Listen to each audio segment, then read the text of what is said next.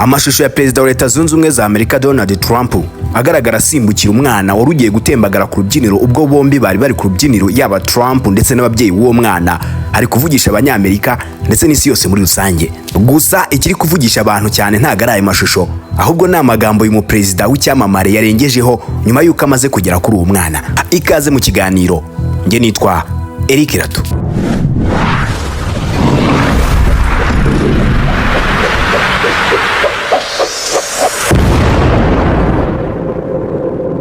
Ni ku itariki 5 z'ukwezi kwa munani umwaka wa 2026 ubwo Perezida wa Leta Zunze Ubumwe za Amerika Donald Trump yari i Las Vegas, aho yari yagiye mu rugendo rwo kwiyamamaza kw'abadepite bo mu ishyaka ry'aba Republican. Ikiganiro yari gutanga kiganje ku bukerarugendo muri Las Vegas ndetse n'izamuka ry'ibiciro. Ubwo Donald Trump yari ari ku rubyiniro, hari umugore n'umugabo yatumiye ngo abahe ijambo. Bakigera ku rubyiniro baje bitwaje abana babiri, uwo bari bateruye ndetse n'umwana wabashaga kwigenza.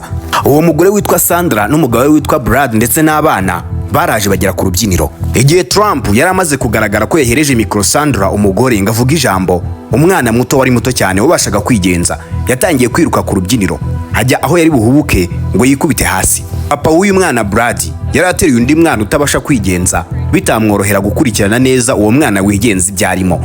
Byatumye Donald Trump asimbuka yerekeza hahandi wa mwana wigenza ari.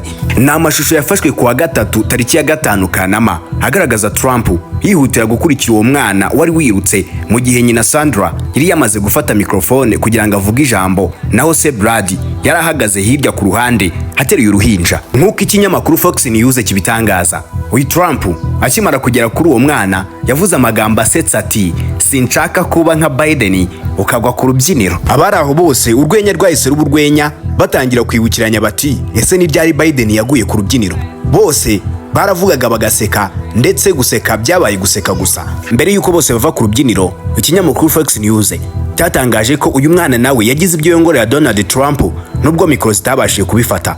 Gusa ngo bagaragaje ko uyu mwana yari gushimira Donald Trump amubwira ko yakoze kumurokora. Perezida Donald Trump we asezereye uyu mwana yavuze amagambo kandi yumvikanye agira ati mukobwa wa mwana wanjye mwiza, ujye wita kuri mama wawe, ujye umwitaho. Perezida Donald Trump afite abuzukuru 11 bakomoka ku bana be 5. Akunze kugaragara ari kumwe n'umwe mu buzukuru be ufite imyaka 19 witwa Kuri Trump.